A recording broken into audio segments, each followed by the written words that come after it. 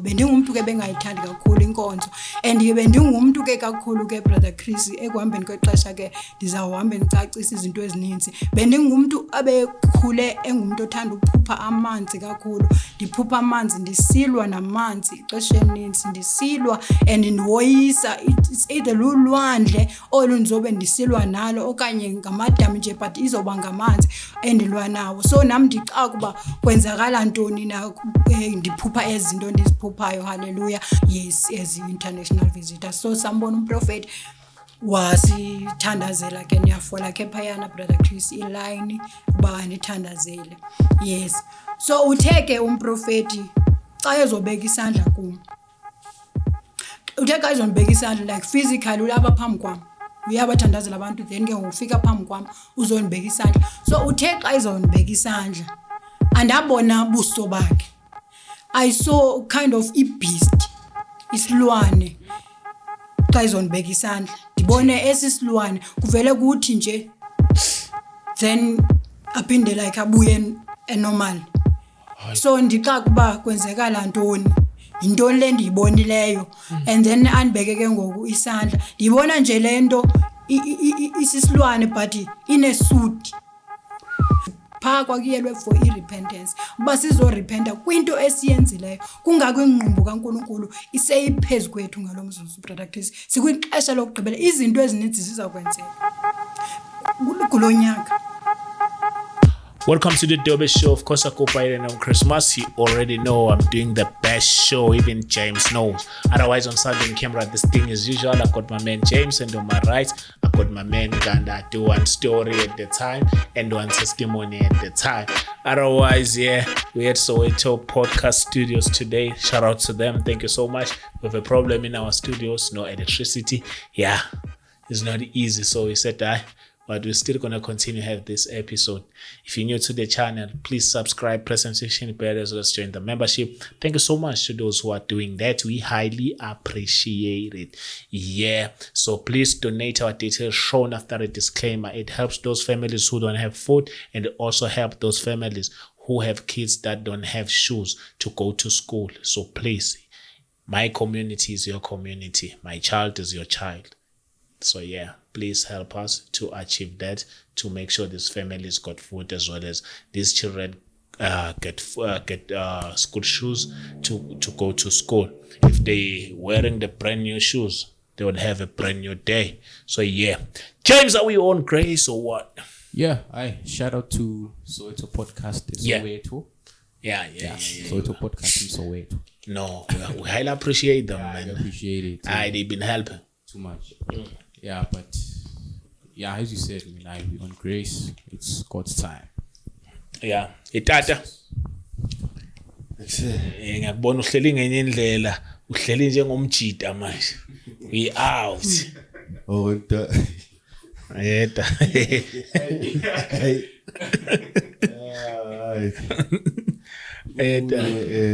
We are on grace. It's God's time. Ixesha kaYesu. Ngiyabulela mntakwethu. Uma sister uthi amanzi ayo right ngamanzi. So next time ungibona ngiphuza amanzi guest ngawaphuza, bokwazi ukuthi guest said ayiwathanda amanzi. So yeah. You must know that because abantu bayabuza, Chris, why uphuza amanzi wethu? Ngencisha abantu amanzi, guys. So yeah, but okay. My sister, welcome to the show. Thank you so much for coming all the way from Eastern Cape. Yes.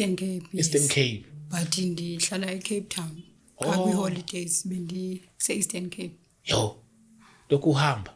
Oko ndihamba ndisaza uhamba nangoku xa ndisuka after maybe 3 days or 4 days ndiphindele eCape Town. My sister. Siyabonga kakhulu ukuthi kodwa uzile. Nathi sithe hayi noma singenawo ugesi studio because uphuma indani esekudeni ngesikeke uvele uhambe nje ubuyele emuva singashuthile. Sicela nje introduce igama nesibongo nanokuthi uphuma apho sinike background bese uhlala estoryini othuze i-testimony othuze ngayo today. Amen. Enkosi kakhulu brother Chris nakuye i-team yakho. Ndingathanda ukuthi siqale si-invite umoya oyingcwele eziba usitsho na ubani kuyo nendawo entsha yonke lona. So ndizawucela ke nje nditsho nje worship anyana encinci and then we invite the Holy Spirit. Amen, my sister. Then sithandaze. So from there, then siyaqhubeleka. Amen, my sister. Amen. Kuba sikwixesha lemvuselelo sikulo nexesha lokugqibela so ngiyathanda nje ukuthi lo mhlabelelo nizawumixa umibini sayimixa ngokukhawuleza ngenxa yexesha. Hallelujah. Amen, my sister. Sekuntambama seli yashona sekuntambama sekuntambama seli yashona ngena nawe ngena ongena indawo isekhona ngena nawe ngena ongena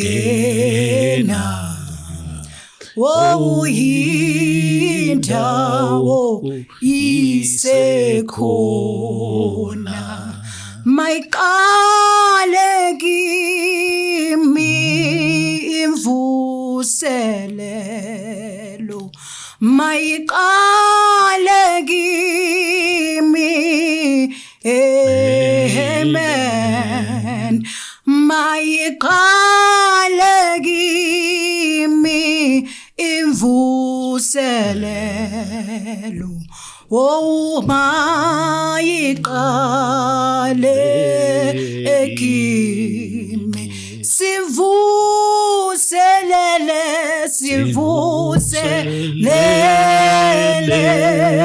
Nkosi Jesu sivuselele amen sivuselele Nkosi Jesu sivuselele. Singathandaza Baba egameni nasegazini lika Jehova uKristu Yesu. Baba nangalo elixesha sibonga umusa wakho osinikezile lona simmema nje umoya wakho ongcwele usifile ngalo elixesha let your presence fill this place oh Lord siyabumema ubukhona bakho namandla wakho agubungele le ndawo Nkosi uJesu ukuze nantonina uNkulunkulu wethu onamandla ibisekiwe Nkosi yami ukuthi kungaphumeleli oku uNkulunkulu esikuzisile phakathi kwale ndawo namhlanje kungabi namandla egameni lika Jesu Kristu baba ke Nkosi njengoba utshila umhlabelo ukuthi mayiqale kimi imvuselelo ngoba imvuselelo yakho yokugcina uNkulunkulu wethu mayiqale kithi Nkosi silungise inhliziyo zethu zilungele wena zilungele imihla yakho siyabonga ke Yehova nangelithubo othe wanikeza lona Nkosi ndingenokwenza ngokokwami uNkulunkulu wami kodwa kukwenza kwakho ngomoya wakho ongcwele ongaphakathi kwami baba mandinciphe nangalo lixesha wena uphakame njengoThixo sikelela le ndawo usikelele uNkulunkulu wami the crew my father abazinikele emsebenzini wakho Nkosi bathi baza kusebenzela basikelele uNkulunkulu wethu onamandla babone Jehova kwizidingo ngezidingo abajongene nazo egameni lika Jesu Kristu siyabonga baba siphakamisa umusa wakho nothando lwakho egameni lenkosi uJesu Kristu we have prayed amen Amen. Hallelujah. Amen, my sister. Ndingathanda ke ubulisa umoya ongcwele osekhona phakathi kwethu. Ndibulise kuwe brother Chris, ndibulise kuwe brother James and brother Ganda. Hallelujah. Ndiyalibonga kakhulu ke elithuba ndinguye ke ndingathi ndinguongezwa ngoba ke eligama kunyanzelekile ndilichazile though iligama lasekhaya. Ndinguongezwa uNongqele Ifani, ndinguye ke umama Maduna, ndibizwa ngoba ndingumama uMaduna, ndinguye ke nomama kaNqobile. Ngokuhamba kwexesha ke mhlawumbi kuzawuvela ukubana why ndizintroduce nje uongezwa ndiphinde ndizintroduce as umama kaNqobile. Ke ndingumama Maduna, nditshatile, haleluya. Ndisuka ke eEastern Cape kwangoku endaweni ekuthiwa kuseReni. iReni ke iphakathi kweLibode noMthatha, siphantsi kweLibode ngokokutsho, but ke isikufutshane noMthatha. Yonke into yethu siyenza eMthatha, so siye sizibize ngoba singabaseMthatha ngoba yonke into yethu siyenza eMthatha, haleluya bangcwele. Ndisuka ke naseCape Town, ndingumhlali waseCape Town ngoba Eastern Cape likhaya lamapho ndikhulele khona.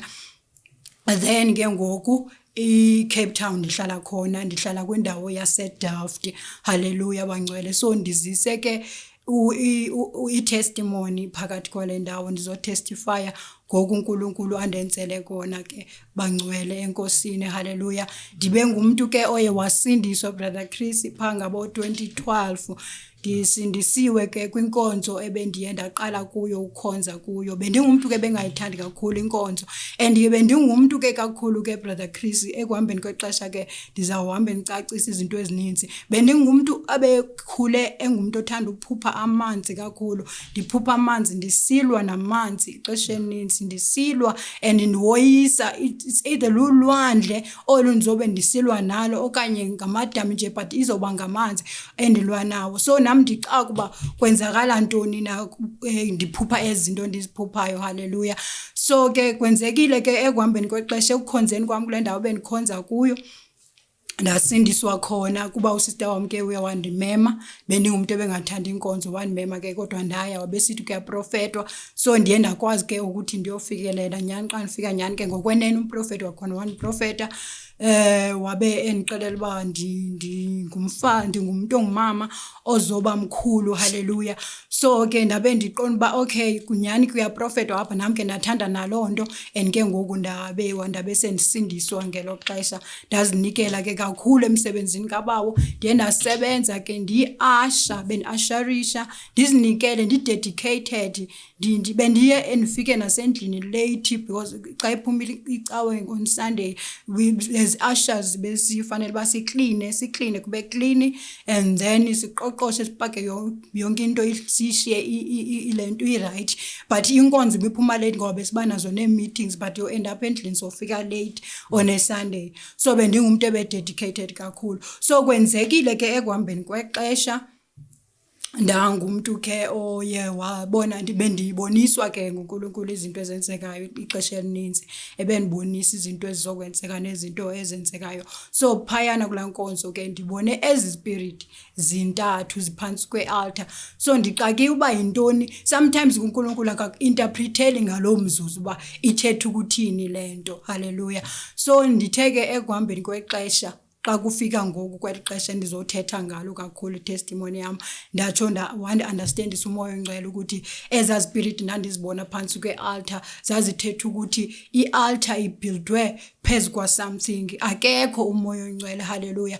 So isikakhulu ke brother Chris i-testimony yami i-about inkonzo endiye ndangena kuyo koku kwesibini xa ndiphuma kulena inkonzo.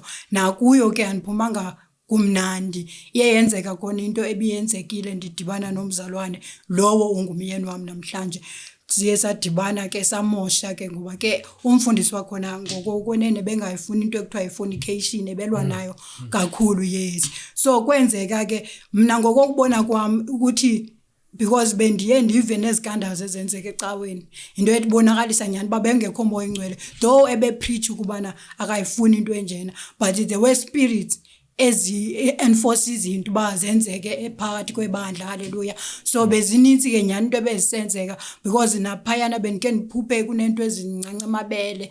So ndiye nda-understanda ke as time goes ukuthi kwenzakala ntoni, haleluya. So umoya ongcwele uye wandambulela into ezininzi kule testimony ndiyakuyo, haleluya. Nje bendibriefa ndikuphasa kuloo ndawo ukubana ndisuka phi, haleluya. So ndiye ke umyeni wami ndafika ke emani connector kule channel, this channel ebizwa ngoba i-prophetic channel under uProphet Shepherd Bushiri. Yes, ndifike econnector kuyo ke nam ke xa sendifika pha kuye nam ndamane ndiconnector ke, then sahamba saya enkonzweni sayokhonza khona, sabe siyekile apha kulena, so sayokhonza phayana salandela yena because besimbona ke ingathi nguprofeti onamandla kakhulu, kuba beprofesaya nakwi-channel like ubukele TV athi uba ndibona umuntu othile nothile nothile, so satsalwa nazo ezo zinto ke kakhulu. Ke inhlupheko ke brother Chris ikulidele ezintweni because ke uye uzixelela ubana wena uhleli kuThixo but at the same time ufuna impumelelo, ngoba ke lithi izwi likaBaba, seek the kingdom first nobulungisa bayo, yonke enye into izowulandela. Thina asijongi kakhulu kwi-kingdom, isikakhulu sigxila ezintweni eziphathekayo, which is izinto zomhlaba. Hallelujah. So ke ngoku siyesa end up singena pha kuba sibona nempumelelo, abantu bayatestifya kwi-channel yobana umuntu uye waphumelela, ungene engenanto enkonzweni, ngoku unoku wabekubala. So uqomba nawe uyayifuna lento ngoba uyahlupheka, eziba namhlanje ndisahlupheka because benungumuntu ke uye wafunda.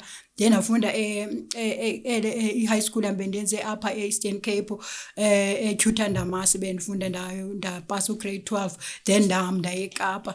Ukuya kwami eKapa ke kwafike kwasokoleka ke Cape Town, then ndakwazi ufumana opportunity loba ndingene kwi-college. Apho ke college kwacaba ke ekwambeni kwexesha ndiphinde into eyi-1 because EFT college. So kwi-EFT college kwenziwa i-levels, so mna and ke most yethu eclassini besingabantu beno grade 12, so besingayazi ba xa uno grade 12 ukwazi ungena kwi-EFT, suppose uyakwenza kwi-ENS, wenza i-ENS yonke lanto. So senza i-levels ke but ibesenza umbani, besenza umbani ke saphinde senza kwa i-practicals pha because into sayisafumana nabanye i-apprenticeship, and then ke ngoku senza phayana. So hoping that ukuthi xa kuhamba ixesha kuzawulunga because nayo ne-experience ndenzile apprenticeship yonke no level 4 wami ndimpasile. Hallelujah.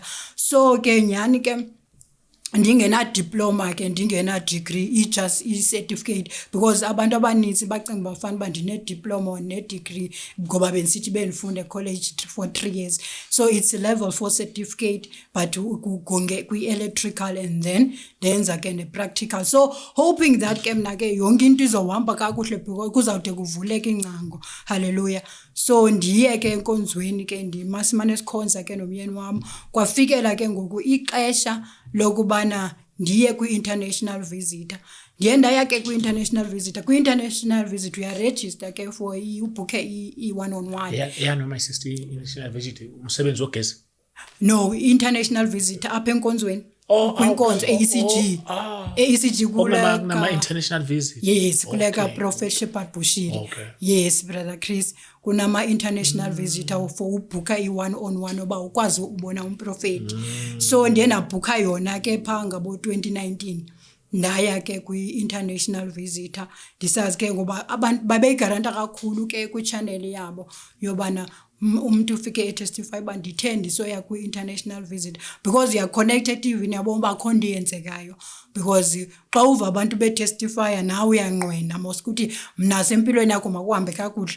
So nam ndibhuke kwi-international visitor kuba ndiva abantu uthe ewe beniconnecta but ndithende soya kwi-international visitor ubomi bam batshintsha khange uphinde bufane. So ke nam ndinalo lo themba ke lobana ubomi bam abuzuphinde bufane. Ndaya ke nyani kwi-international visitor besibetha ke imali senza umgalelo nabantu nabo bebe-connecta bekhonza phayana. So senza umgalelo ba masibethe le mali ikwazi uhlanganisa i-7,000 rand because i-7,000 rand by then I don't know by now ukubona ke le kuya kule international visit.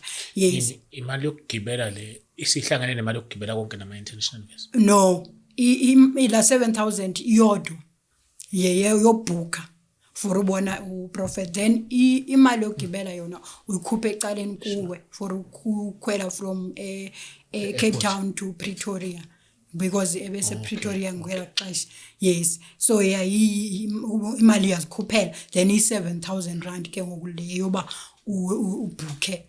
Yes, so ndaya ke brother Chris we-international visitor ufika ke phaa Friday hlala 3 days, Friday, Saturday and Sunday, then Monday ke ngoku ekuseni niyagoduka nihlala ezihotel kula 7,000 included ihotel yonke la nokutya, yes, plus i-transport ke enithatha from enkonzweni inise kwi-hotels zenu, so included, yes.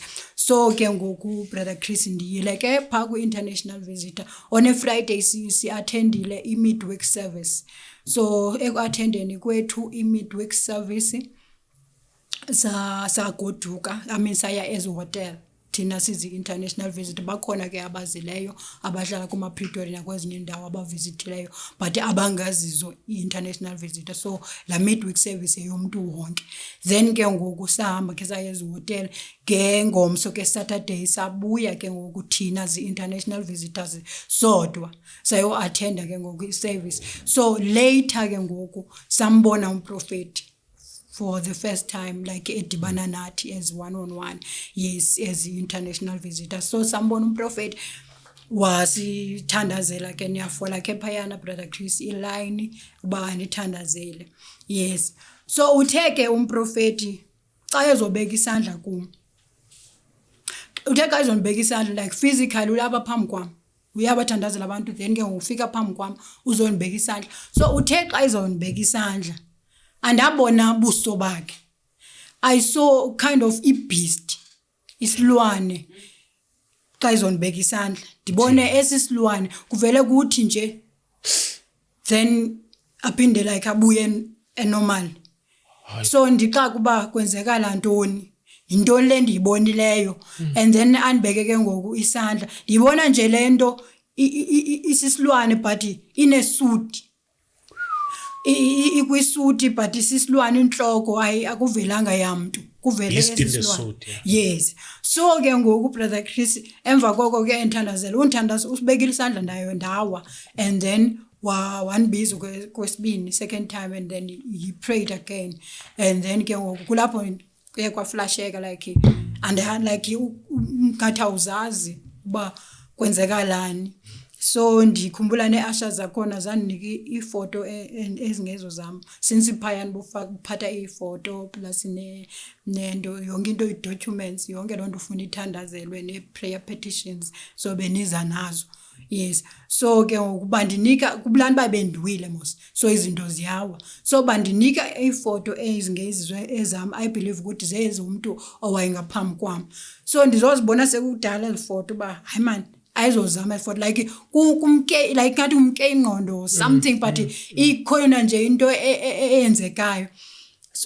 So sorry ndingaqapheli ke ngoba ndingahoyi, then ndihlale ke phansi nyani appreciate enze yonke loo nto, yes. So Sunday siphinde simbone okwesibini umprofeti asithandazela again asinikeze as gift ke niwunikezwe igift ke pha ezi-anointing materials, ezi-oils, amanzi, zonke eza materials zakhona zithengiswayo. Hallelujah, amen. So ke nyani ke brother Chris sihambe ke Monday ekuseni. So ndikhona iphathi endilibalayo ngexesha ke besibetha imali naba bantu ukhona owathi because wayene connection like abantu ewebazi abese Pretoria, so wabe esithi ke ngoku xa ethethayo thina yo bathi abanye abazalwane phayana wesixa usiya kwi-international visitor suppose ba uphatha like i-pets ezizabantu bangomama, yes, because uye ube kwi-periods, yenze kuba ube kwi-periods, so sicinga ke into like i-deliverance mhlawumbi bekukhona into bezikublokile bomini like yabona. So ndacinga loo nto ke, so ndandiziphethe ke nyani ke on a Sunday xa ndivuka Sunday emva kuba ndibone la nto ndandiyibonile brother Chris ndizomane ndibuyela back ngoba ke ezinye izinto siyazilibala, yes. So Sunday ekuseni emva kuba ndibone le beast Saturday amehlo wam avuka emdaka as kumbona umuntu onamehlo ufike nezazi into zimdaka emehlweni, so ebona asiba nyani khona lento bendiyibonile erongo engafanelanga ba ndiyibonile but mina ndiyibonile. So ndiyazibuza man kwenzeka la nto amehlo amamdaka ilonto. Then Sunday kanti zawugoduka, I mean Monday xa sogoduka ekuseni nyani ndifumanise kuba ndikwe periods nyani, Sure. ezibalo sister ebetshilo but andikhumbula uba ndaphupha ntoni kwenzeka ntoni andifuni uxoka kwakublank uve kuba kuthiwa kwakublank so ke ndandihamba nomntana wam ke oyinkwenkwe kungako ndisithi ndingumama kaNqobile umntana wam oyinkwenkwe une-autism une-autism ke bazalwane umntana wam and ke ngoku uNkulunkulu uyambulile kum ukubana i-autism yintoni and then yenziwa yintoni spiritually hallelujah so andizungena kuyo namhlanje ndizaphinde ndichaze ngelinye ixesha hallelujah so ke nyani ke brother Chris nabe ndihamba nalomntana nami ke naye hoping ukuthi uzoba right but ibisamqala lanto yombona ba kukhona utshintsho empilweni yakhe because at the age of 2 years iye yaqala bekade right ethetha like efunda zonke izinto ezithethwa ngumntana but after ke ngoko umntana engathethi kulapho bendiye khona ke kwi-international visitor ndicimba because phayana ke brother Chris ngoku kwambulelwa kwam ngoku ukubana kunezipirit ezi-operatayo nasezindlini zethu immediately uvula la channel ubukela there are spirits ezihamba nala channel and there are also spirits ezihamba nezi anointing materials because besi kwi-branch apha eCape Town besikhonza kule branch kame ka Major 1 ka Prophet Shepherd Bushiri besikhonza kuyo so niyathenga ke naxani like uqomba eniphelwe ioil uthenge le anointing oil uyisebenzise so kuba nezipirit ke ziyamonitorisha yonke into eyenzekayo uyamonitorisha through yes ngathi i-tracker through la channel and ke uyanconywa kakhulu because abanye abantu betestify ba ndiye ndalala ndivule i-channel into kwenzeka lonto nalona so uqomba awuyicimi nawo ubusuku bonke kudlala yona ekhaya yes uvulile ingcango awuyazi wena uvule ingcango zemimoya so kube nento ke umane uphupha like uzophupha umprofeti ekuprofeta yonke lanto so zeza spirit ezisebenzayo and now spiritually we are connected with these people because kaloku u receive kubo and ubiza uThixo wabo because xa usithi God of ukwenye covenant which is thina besingayazi lonto leyo ba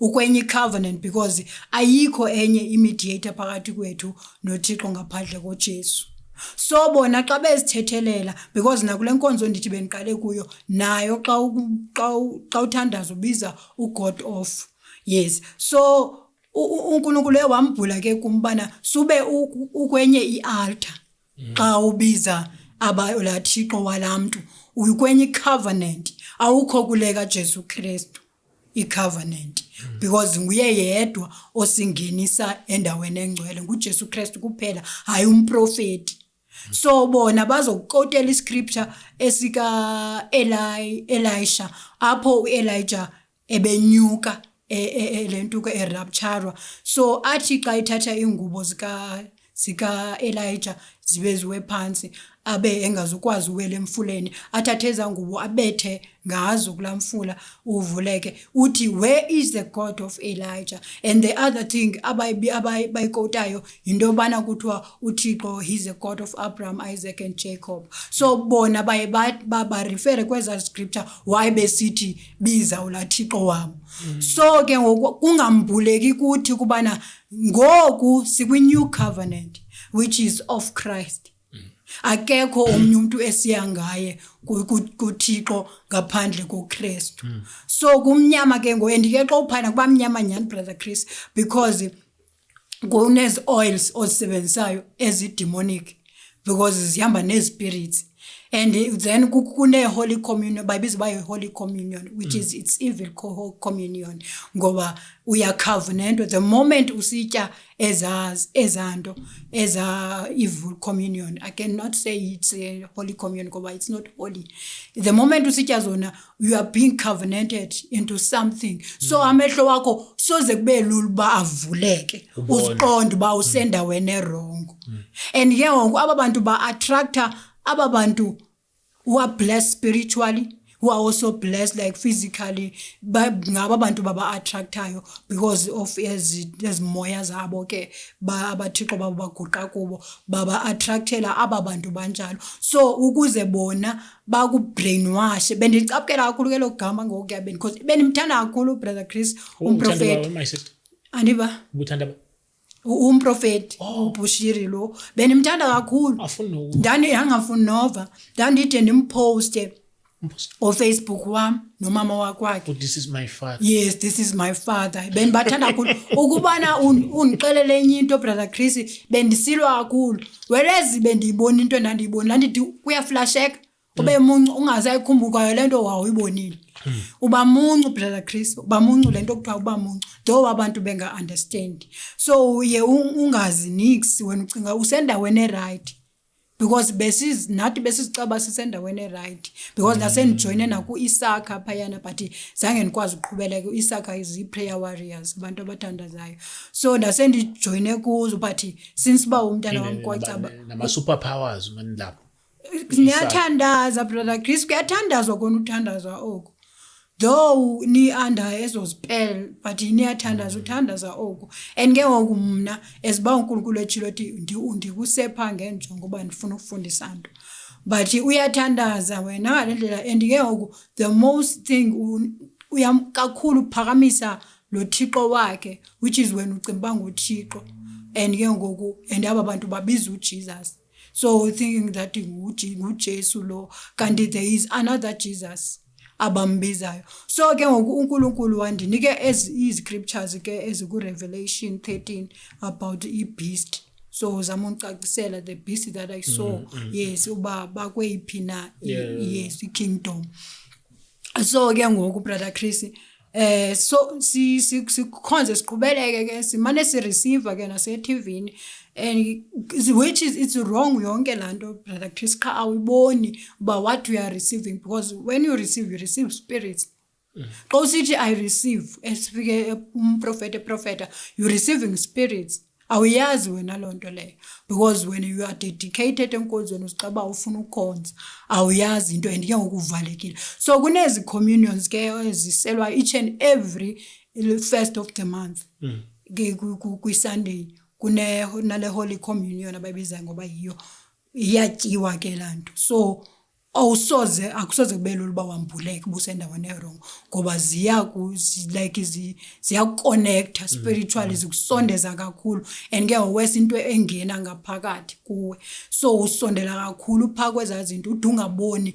noba kwenzeka ntoni neza oils ke usisebenzisayo ziyakuzezinye ezi spirit ezikublind mama oil masisten wenze njani wagcoba makunjani wagcoba kuphi i-oils isikakhulu uyufaka up kwi forehead okanye apha enhlokweni yakho then kuthiwe ke mhlamba athandaze kumprofeti ba you are blessed ntoni but athi ke uba unokholwa ungayisebenzisana kanjani na xa ukholwa ba iyakusebenzela so ke brother Chris ilonto ke ezo oils ke then ke ngoku emva koba ndibuyile ke kula international visitor ndiyena namaphupha ke emane ndiphupha endiprofeta ba ndizoba nemali eninzi ntoni and ke ngonomntanami ndimane ndixelela uba uzothaza be right aphiliswe khona so awusoze kubelule brother Chris usive ezo zinto nasemaphupheni ba uzoba nemali enomntana kumbona ba akakho right uzawuthaza aphiliswe ngulomprofeti so unethemba kakhulu and uyahlala because uyababona abantu baya testify so ke nyani brother Chris sikhonze ke ndinelo themba ke loba izinto zizoba right ndimane ndiphupha ke umprofeti and prophet most of the time ben profeta ngixelela uba ndizoba nemali ndizothini into zami zizohamba kakuhle yes so kube neliphupha yengoku kakhulu ke brother Chris ndiyaphupha ke ewe ke wawambula uNkulunkulu amehlo wami ndayibona la base but ixesha elininzi ndiyaphupha that's why ngithe kwigama endiongezwa uNkulunkulu uthe ndinguJoseph nawe ungayijonga ke uJoseph uthetha ukuthini. uJoseph uthetha ukuthi to add, which is uongezwa ngesixhosa, uthetha ukongeza. So ngene usenothi ke ndinguJosephina kuba ndingumuntu ongumama, but ke uthi uNkulunkulu ndinguJoseph ngoba uthi we are his sons. Xa sisonke nje akho different phakathi komuntu ongumama nomuntu ongutata ngoku kaNkulunkulu. So uthi ndinguJoseph ngobana I am a dreamer. And ke ngoku igama lam kungako ndiphinde ndizokwengeza nakwizinto ebezithethiwe qha andanoba likhona nexesha kwizinto ebezithethiwe ze-rapture ne-3 days of darkness. Yes, so ngobrother Chris ndibena lamaphupha ngoku. So there was this dream endithi ndandisithi ke mna ke it's a good encounter and I encounter. Ndizibona ke ndingaselwandle, ndizibona nje ndingaselwandle. Ndingaselwandle nje ndithe ndisajongile uba kutheni ndilapha. Bese ndibona this huge thing ezayo, but in a form of ulwandle, as ulwandle lukhulu. Is in a form of ulwandle, like ngathi it's a wave or something, but inkulu. Ndiqa kuba yintoni le. So lize ke lento, lize olwandle ngathi lulwandle, luze apha ecaleni kwami. Ndibhekele mina bangathi hayi man kwenzeka ntoni. Ndibhekele ndiyaphupha ke brother Chris. Ndibhekele xa ndibhekelayo liyasondela like leza in a form of a being. So liyeza ke lusiza nje olwandle. Ndithi xa ndijonga emva kwami xa ndibona umprofeti lo oBushiri then abe evela. So anikezwe iCrown yilento lo lwandle. Anikezwe le crown yobana akamba kanithwalise. So ke ngoku kube khona nje into step like ladder, and I think it was 3 or 4 steps oyikhwelayo then ndimiswe kuyo ke ngoku ubamba kanithwalise umprofeti le crown. So nyani ke abese ngithwalisa le crown. Le crown I silver diamonds, and then up front there is big black diamond ekhona. Yes. So andithwalise ke uthe ka ngithwalise ngoku ndibona iCrowd yabantu apha ngaselwandle but ikudana kancinci apha kuthi beqhwaba izandla. They were clapping hands. I don't know baba bevelaphi, but ndibona aba bantu then ndibone on the sky it was written winner. So ndiqa kuba intoni le encounter ndiqonda uba endikalo umprofeti ndimthembile. So ndithi uNkulunkulu egqibeleni udala into yonke, so he can come in any form. So which is it was God lo. Yes. So I was looking forward ke kakhulu kule encounter yobana there was something, because ndibona ndithwalisa iCrown and then on the sky kubhalwe winner. So ndiqonda uba and umprofeti ngapha yandiprofeta ndiphuphe ukubana zoba nemali yonke lanto. So I was looking forward ke kweliphupha. And then ke ngoku ndikhonzile ke brother Chris aqhubeleka ndimane ndikhonza ndimane ndibanawo ke namanye amaphupha ndimphuphe sometimes naye umprofeti engincibele ndimphuphe amanye amaxesha eza nekhaphu uba mandiyifile. So which is umoya ongcwele uzambule kakhulu lo maphupha ngoku uba ebethetha ukuthini. So ke ngoku apho ndiyakhona ndiya ekubeni uthe ubrother Enigma xa evela ne-revelation yakhe esithi masiphume kwezi nkonzo ezibale babalo oProfet Bushiri noHubert Angel nabo bonke abakhena iprophesy bonke nje abakwezi mega churches bebabala. So emva koko ke ngobrother Chris ndiqonda uba okay ndijongile kweliphupha bakhona kuzokwenzeka. So ke nyani ke ndizova ke irevelation kabrother Enigma ethetha ngabo ndingene emthandazweni. Qonda maningene emthandazweni because ndisakhonza kumprofeti ndisamane ndisiya enkonzweni. Ndithi okay man ndingene kwimthandazo ndithandaze ndizama uqonda uba kwenzakala ntoni na. Nyani ndingene emthandazweni ngebrother Chris ndithandaze ekuthandazeni kwam uNkulunkulu afike ngokwephupha azondibonisa andikhumbuze nelaphupha nandinalo. And I mean ngokuya ndandiye ku-international visit ndibona umprofeti ezondithandazela ndibone ibeast. So andikhilele ke ubana kwenzakala ntoni ubana akasebenzeli yena ukwi-kingdom ye-darkness, which is the marine kingdom, the same marine kingdom ebendizo-initiatwa kuyo. That's why ndandibona that huge thing eselwandle isiza kum plus nala crown ndandithwaliswa. So undixelela ke ubana ndazi I was going to be initiated kwi-kingdom ye-marine because basebenzela yona. So ke ngoku brother Chris nyani ke kundisokwambulelwa ke emva kuba ndithandazile wanambula into ezininzi ke namaphupha wandi-interpretela uba ngoku bendizibona ndimbone ndisakha amabele. He was taking blessings from me because I'm spiritually gifted but mna andizazi. And ke brother Chris asizazi thina uba singobani. Usathana yena uyasazi because even the time Jesus Christ was born istar sakhe sabonakala. So usathana uyasibona istar somuntu ekhula nje ukufaka kwi-distraction so that he can steal from you. Because Prophet Bushiri ndambona ndisese-Eastern Cape ningekayi nase-Cape Town. Ndambona ndisese-Eastern Cape ndimbona ekule ground ethandazela abantu. So bekufanele ndimlandele ngokukaSathane. Bekufanele njengoba uSathane esazi isita sethu and ukufaka kwi-distraction brother Chris yoba uyakuleader. And ke ngoku the moment usona phambi kobawo awukhuselekanga ngoba he reasons before the Lord. uSathane uba lo wenze into ethile nento ethile awukwazi ukumvikela. So uvula ingcango kanjalo uNkulunkulu njengoba wenza nakuJob. Wathi yena uJob i-servant yami endiyithembileyo kodwa ndizokuyeka to prove you wrong. Ndizokuyeka uthathe konke kwakhe. So thina singaboni uyakwazi ubamba into athethe ngayo. Uyasimangalela phambi kobawo uba lo wenze okunoku. So bese kuvele nje ilight imkile ngoba unifake kwi-distraction ngoba unditargetile ngoba ndikhumbula ndisemncinci uba ndandino 6 years 5 years ndihamba no-sister wam sisezandongeni zandonga apho like i-desert apho kuye kuvuleke like xa kuhamba amanzi kube khona like lani.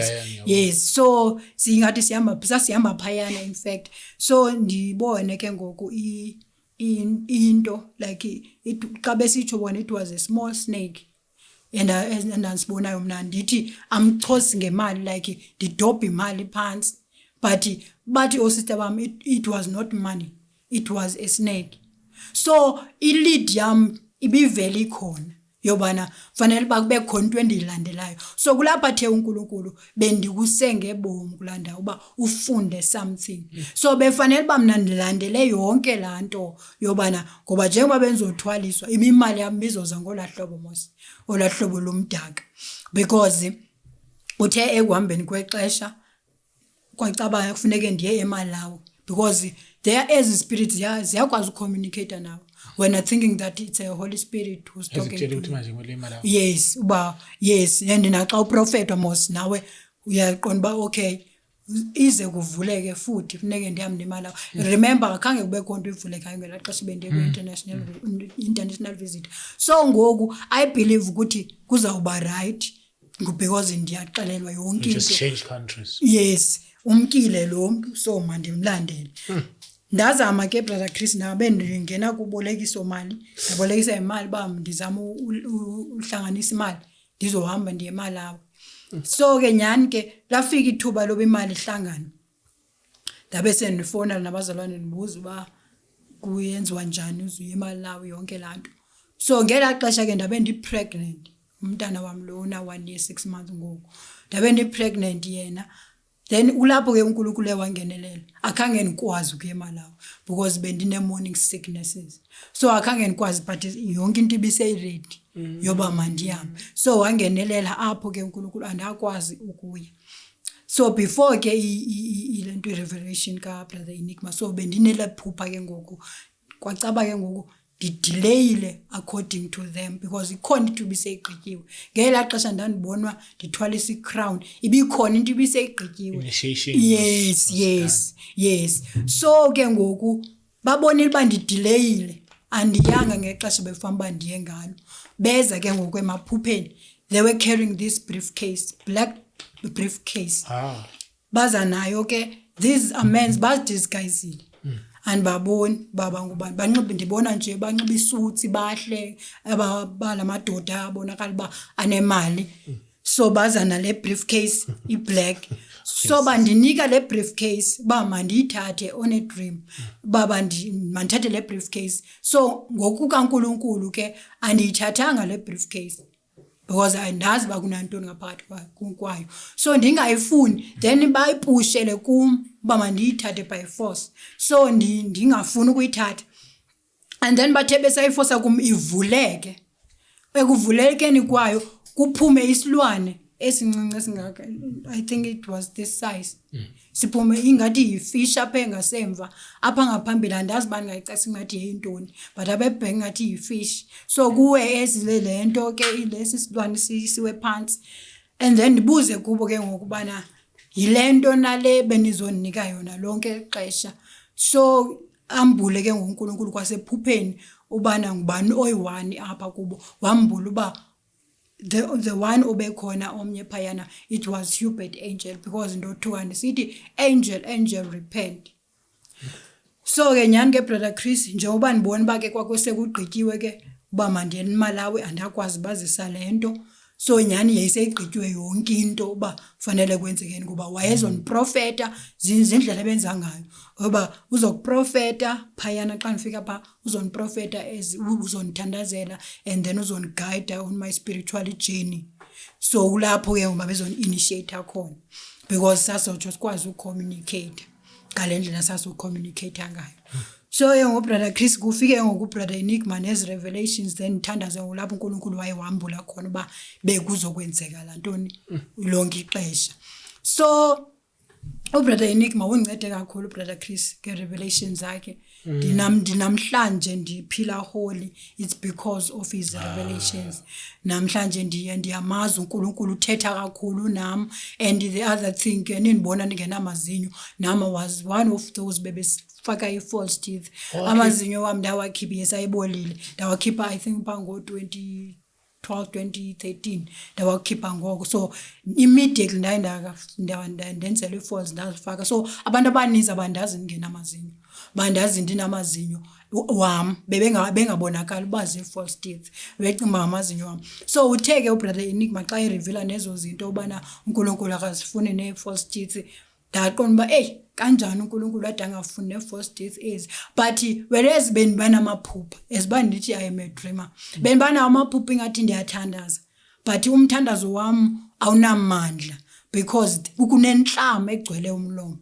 so umthandazo wami awunamandla so kulapho uNkulunkulu ewambula khona uba zezi false teeth uzifakileyo ziyakubhlocka ekubeni uthandaze nasekubeni uconnecte nami because ndithe ndisozikhupha nyani watsho wathetha uNkulunkulu nami so brother Chris ke ngithetha ukuthi ungincede kakhulu nge-revelations zakhe and the other thing enye wayementionile it's ilento esifaka apha engalweni le preventer myself yes ndandiyifakile ke nami brother Chris implant yes ndandiyifakile emva kuba ndibelekele umntana nami lona 1 year 6 months ngoku ndabe ngiqomba ndini uye eclinic manifake lento so the first day inurse intofa izofaka lento yavele inality yayo phuma phezulu so wathi ke nake ayenzeki lento ba uthi uhlaba umuntu inality yophuma phezulu because kufuneka ndivula umnxima pha bazokwazi ungena le implant so wathi masiyeke namhlanje then uzose ubuye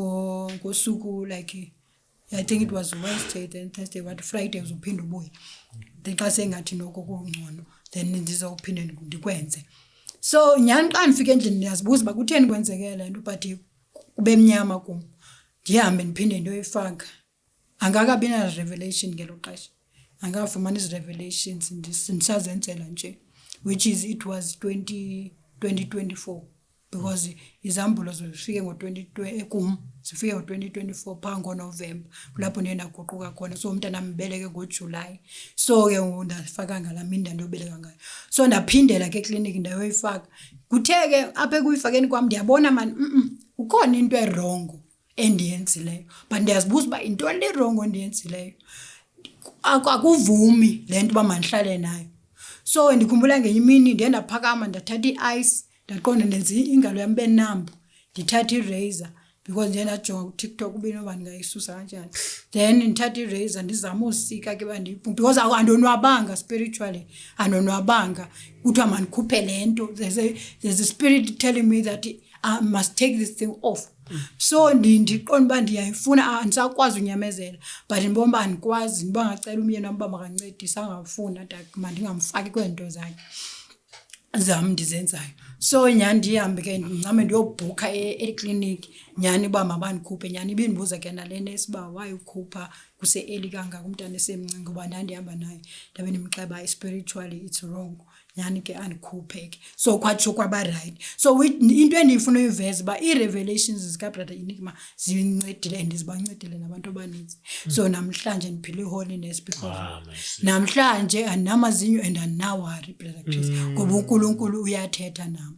So ke ngoku ngene namhlanje brother Chris ngengomnye wabantu aba-initiated because I believe there are many people who are being initiated there bengazi ngoba nami ndandingazi bakwenzakalayo mina ndizifunela uThixo andazi bandisendaweni erong which is lo Thixo nathi simfuna rongo asifuni ubukumkani bakhe uqala sifuna into eziphathekayo ngoba sibona abantu betestifya eTVini ba and neza testimonies zakhona zi very wrong eziba ziveza phaya ba umuntu ndifumene imoto enjena then omnye oza ne testimony encinci like ingathi ijongelwa phansi ngoba bekwazi nokuchiwo uthiwa umuntu xa echazela imoto ayithengileyo kuthiwa not like iCorolla nto yabo. So kufuneka eza big testimonies nawe utsaleke into yakho ukuthi uzoya lapho uthi uthenga iPolo bakutshela iphuma sento like bazijongela phansi okay bazawuyeka kaloku bazawuyeka bahlala because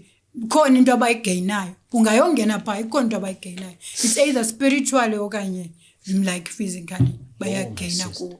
So uNkulunkulu wazambula ke ezinkonzo ba zirongo nalendlela abatestifya ngayo umuntu ufike eveza ke neyondlu yakhe ngaka uba nkulu abantu bamababone. So it's a show off which is uNkulunkulu ipride phambi kwakhe izinto angazifuniyo ezoNkulunkulu pride and uyibeke eqala ipride wathaka ayifuni pride. That's why nabo benxiba ezindlela abanxiba ngayo fike besenza show off na ku Facebook aba prophet fike thina sibafaka singazi ipride le bayenzayo fike benxiba ela belt uMajor One anxibayo uNkulunkulu ewanibonisa lino cause like eagle ilento kalanda upha inhloko ine eagle. So ye wanibonisa ubana isymbolize ipride isymbolize power. So nanto zintathu kodwa but zeza phansi kwamanzi zizinto ezenziwa phansi kwamanzi eziyana zenziwa ngomnye okuthiwa nguStefano Rees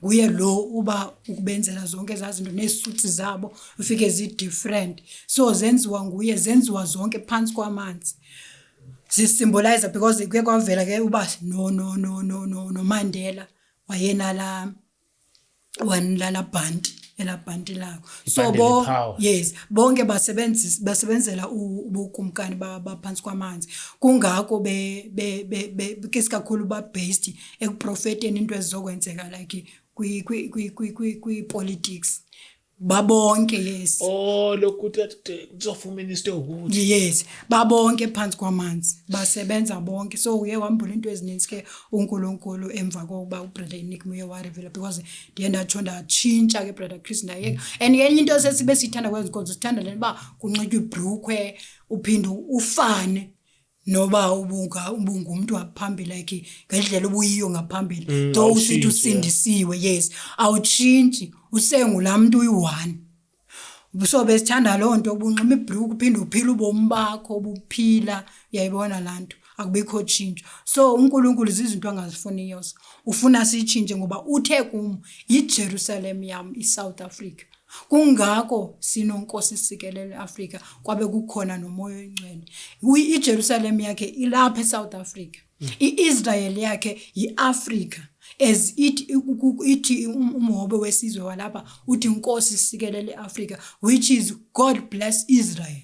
So iIsrael kabawo it's Africa then iJerusalem kabawo ilapha eSouth Africa. That's why we have ukuthi siphila ubungcwele Kufanele zesiphila ubungcwele ngoba it is Jerusalem indawo kaBawo engcwele. Awukwazi uba sendaweni kaBawo engcwele kodwa wena awuphili ubungcwele. Kungakho sibuyisela umva ngalo lixesha elincinci esinalo. Ngoba ixesha elincinci brother Chris esinalo lincinci kakhulu. Lincinci kakhulu ngingakho nisithi yimvuselelo yokugcina.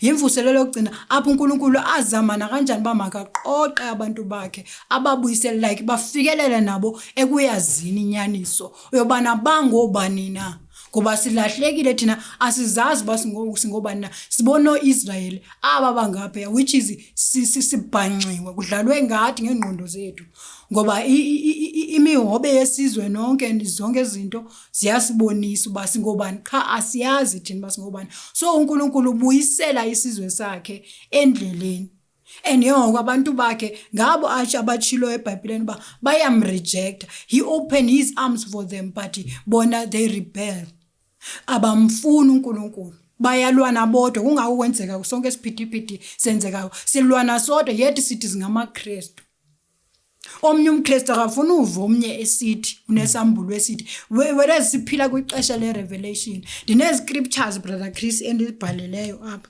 itestimony yami scripture so apho ke uNkulunkulu ewanika about le beast bese ngithila uba uRevelation 13 no 14 khona iverses ezikhona phaya ezichazayo ngelento ke ngebeast then no 1 Corinthians 11 verse 4 ukwehla kwezinye and then wathi ke ngoku ukuba sibazi uba ngobani na ababantu siguqa kubo funeke siye kwincwadi kaRomans Romans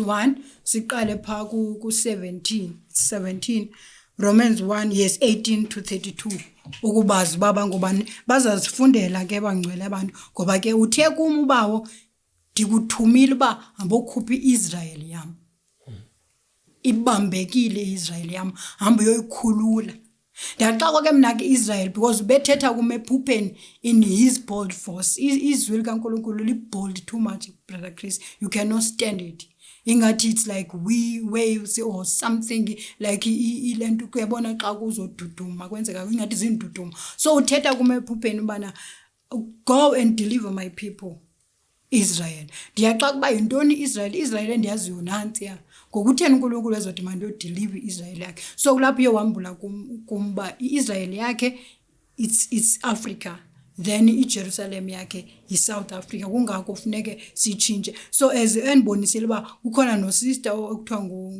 nguprophetess ubambizo prophetess uKhalipha ebeke waza nento bana funeke siye entabeni eKZN so abantu abaninzi khange bayimamele lanto which is uNkulunkulu uthi nibathumile abaprofeti bam yet abafuna ukubamamela abakhange bamamele ebezise irepentance because pha kwakuyelwe for irepentance uba sizorepenta kwinto esiyenzileyo kungako ingqumbu kaNkulunkulu iseyiphezulu kwethu ngalomzuzu brother Chris sikwixesha lokugqibela izinto ezininzi zizakwenzeka kulonyaka hayi kunyaka zayo zizakwenzeka sorry into ezininzi lo mhlaba uzochabalala brother Chris so ebefuna siyorepenta siguqule kwizinto ezenzekayo so xa simanyene singabantu bakabawo kulapho uNkulunkulu atsho asivele and save us kwinto ezayo but thina asifuna umamela silwana sodwa kungako uNkulunkulu nami ndithe xa ndine doubts ndimane ndifumana ne voice note zobana kulento niyakuyo ayikho lento nihambayo kutheni lento ingela xesha lika Mandela londoni ku celebrate into lanto celebrate ngalamini 60 yes so wathi uNkulunkulu wathi bathi abantu kutheni lento sizoyo celebrate lanto I mean siya ngalamini so uNkulunkulu waveza kumbana yena kwi-kingdom yakhe usebenza ngenye indlela nabo abo bobumnyama basebenza but bona bazigqwethile izinto kungako namhlanje sikwasambulelwe kubana even i-calendars ezi zatshintshwa i-calendar zatshintshwa brother Chris according to the calendar of Christ we are still in 2025 siseku 2025 asikho ku 2026 ngokubana sibonile i-new moon abantu abaninzi baye barevelelwa i-full moon ngoSeptember lo bekuvezwe ngayo i-darkness 3 days of darkness and rapture Yes, so sesambulelwa i-full moon, I mean i-new moon. So nami bendizibuza uba yintoni because ndayibona inyanga like isithele ngathi kuba mnyama. That's why ndacimba noba yile 3 days of darkness bekuthethwa ngayo. So kulapho uNkulunkulu ewanambulela khona ukubana it was the new moon, the beginning of the year according to Christ. Kuqala unyaka kaNkulunkulu ngoSeptember, lo thina sithi nguSeptember apha, which is akangokaNkulunkulu. I believe ukuthi nguJanuary ngokukaNkulunkulu, uSeptember lo thina sithi nguSeptember. So it was the beginning of the new moon. Like ikhona lento ithi celebratewa i-Rosh Hashanah. It's a Rosh Hashanah ngokwa Israel. Lo simbiza Israel. Yes, i-Rosh Hashanah abayicelebrate, which is it's a new year. Kunyaka omtsha ngokaKristu, but kuthi kufihlakele. So kumnqengo uNkulunkulu azithilayo ezo zinto brother Chris, ba we are still in 2025 according to Christ. But according to Elilizwe we are in 2026. So usinikile uNkulunkulu ukuthi kuchiwo kwathiwa iIsrael izokhululwa ibe establishwe ngo-1946, yes, until 77 years izokhululwa in 70 after 77 years. So ke ngoku kulela xesha ke brother Chris igrace after 77 years igrace ayisekho, igrace kaNkulunkulu, which is ngo-2025 xa ubala calculating u-1946 ukuzoma ngo-2025 it's 77 years. So igrace kaNkulunkulu emva kwe-77 years ayisekho. Kungako ethi kuMatthew uthi kuMatthew uthi uPeter umxolela kangaphi na umzalwane wakho? Okay, 7 times na athi uNkulunkulu 77 times. Or 77 times. I can't remember, but it's 77 or representer ukuthi there will be no more forgiveness after 77 years. Yembulwa ukuthi ngoku bana there will be no grace. Ngoba after uYesu eye wa rapture abantu bakhe, there will be no Jesus, there will be no umoya ongcwele. There will be no grace. Umuntu uzobhatala ngesiqu sakhe. Ukubana athini awuya ufele enkosini okanye wamkela uphawu. Uba ufele enkosini uzotsho ukwazi uhlambululeka utsho uye ezulwini. But ukubana wamkele uphawu you belong to the devil. Kungako ke napha kweza nkonzo kuye kwambula ukuthi ngokuba fike besifaka ezi oils nezi wristband ngoba bathengisa ne wristband, these are the mark. Bakumakile in the spirit that you belong to them. Though wena ungazufaka nje bakumakile usifa brother Chris ufela pha kweza nkonzo zazi ukubana you are already marked in the spirit that you belong to them. So ndinazi verses ezininzi and because of time ndiyabona ba andikwazi ukushare because uNkulunkulu ewanikeza iverses ezininzi like siye pha kubani brother Chris ku Ezekiel 13 verse 18 zakuzama ukukhawulezisa ngibani xesha alindityanga ubani isikhathi manje lemke sebenzisa istudio sabantu my sisters why andikwazi ke ukuzivula but ke inoba ke mhlawumbe ngelinye ixesha ngizabona. But ke undicela ukutacha apha kulo Matthew 24 verse 36. Matthew 24 verse 36 brother Chris kulo athi no one knows the date or hour. Cela umfunda verse 36. Yes, in the same way, but however no one knows the day or hour when these things will happen, not even the angels in heaven or the Son himself, only the Father knows.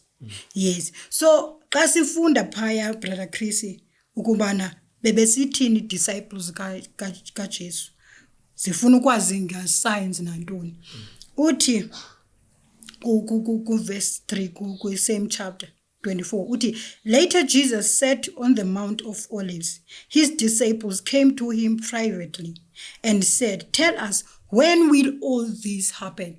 When, which is time. When will all this happen? It is time. Then what sign will signal your return? These signs ke ngokweso. Siya kwi signs ezizosignala i-return yakhe and the end of the world. These are the three things. This is a sign, liqesha, and then the end. Which is ilentuka ixesha lokhu lezi zinto esibabe nithenza ucacisa u3 days of darkness. U3 days of darkness, it's 3 events.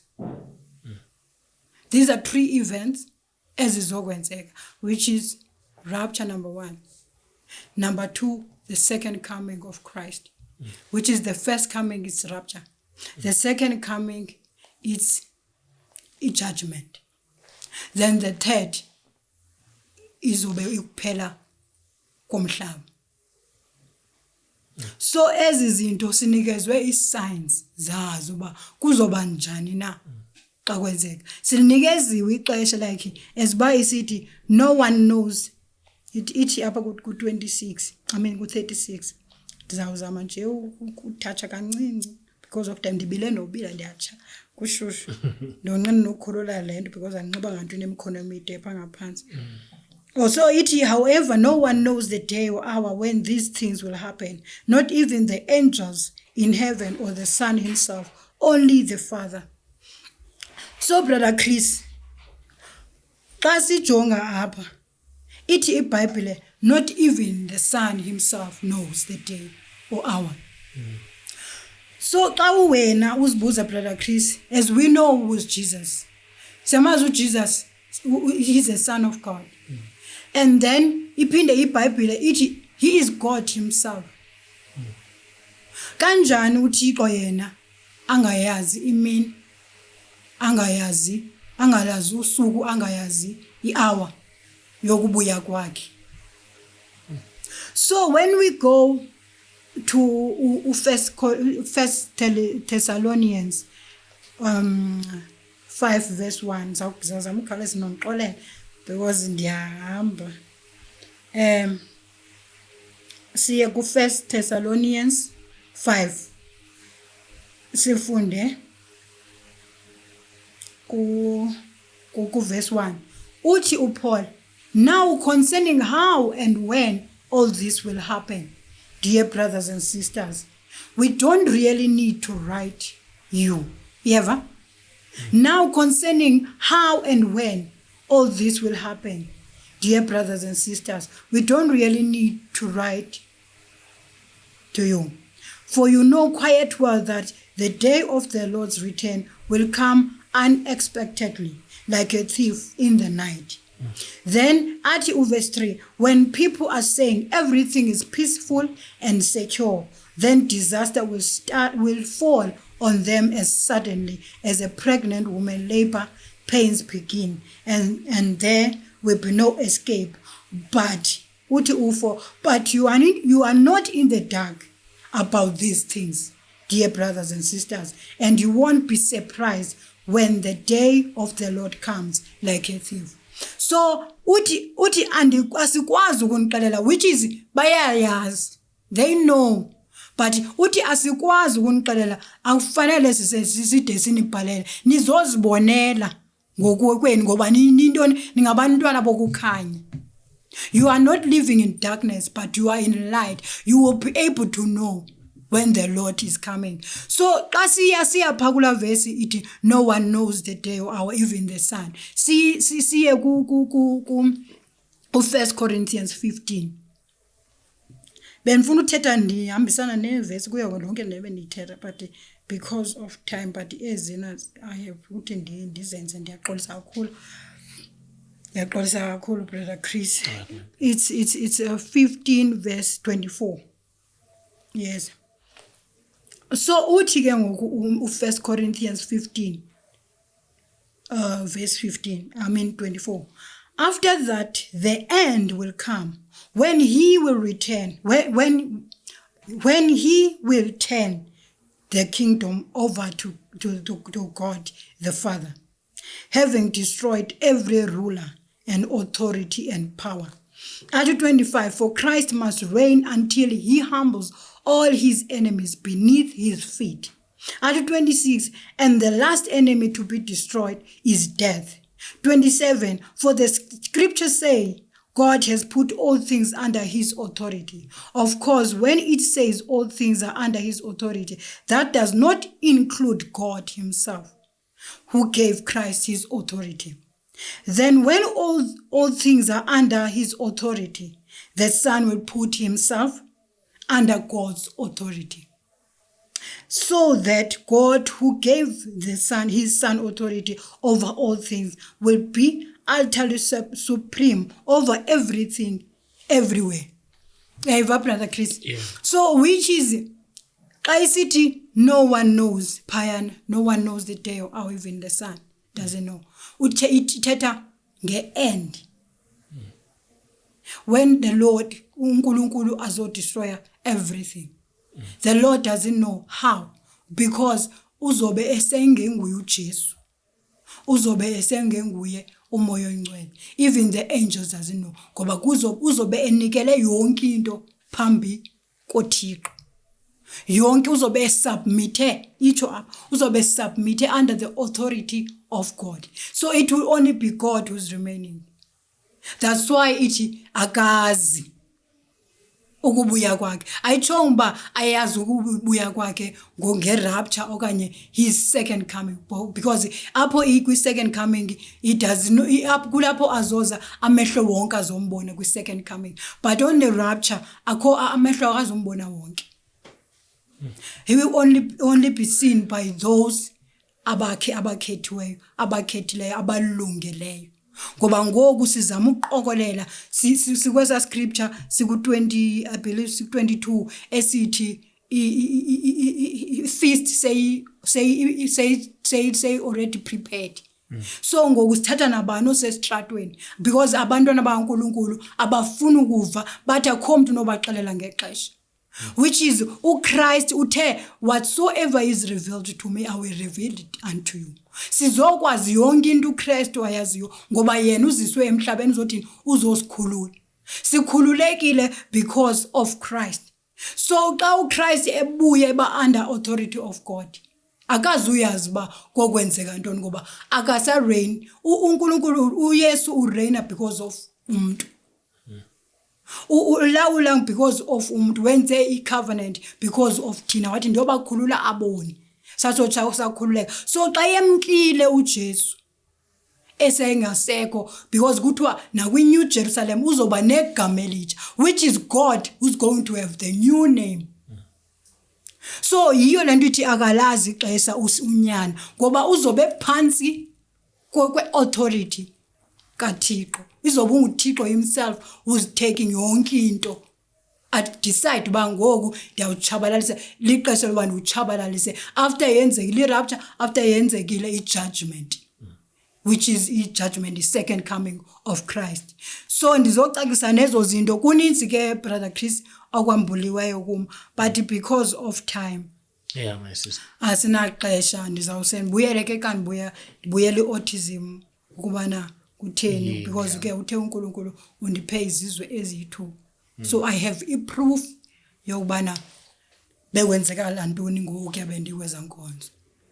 Ndine-proof yobana I have 2 nations. So ndizo-explaina ke ngoku xa sendiphinde ndabuya ubalele abakhona ixesha inkosi. Yeah.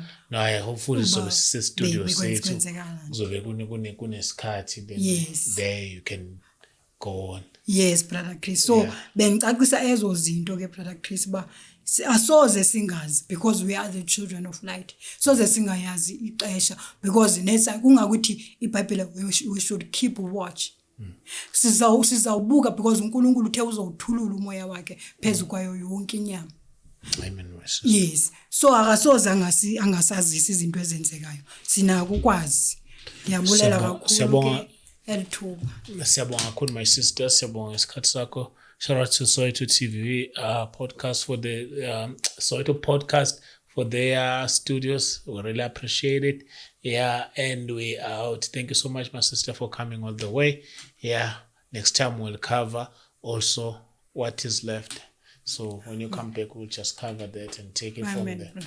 Amen, man. Amen, my sister. James, we out or what? Yeah, we out.